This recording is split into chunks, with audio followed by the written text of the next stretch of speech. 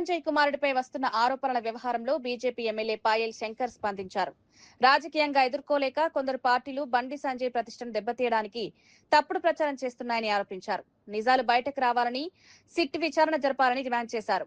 విచారణ పూర్తి కాకముందే బీజేపీపై బురద జల్లే ప్రయత్నాలు జరుగుతున్నాయని మండిపడ్డారు. ఆధారాలు లేకుండా ఆరోపణలు చేయడం సరికాదన్నారు.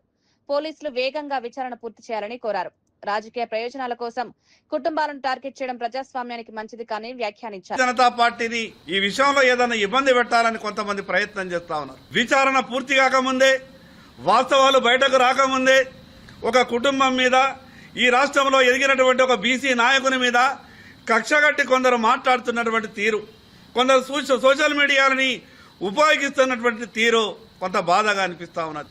అంటే ఉద్దేశపూర్వకంగా ఒక పక్క సిట్ వేసింది ప్రభుత్వం, ఈ ప్రభుత్వం సిట్ వేసిన తర్వాత వాస్తవాలు బయటకు రావాలా, కానీ వాస్తవాలు బయటకు రాకముందే రకరకాలుగా ఊహాగానాల చర్చలు పెట్టి ఆ రకంగా ఇబ్బంది పెట్టే ప్రయత్నం చేస్తా ఉన్నారు.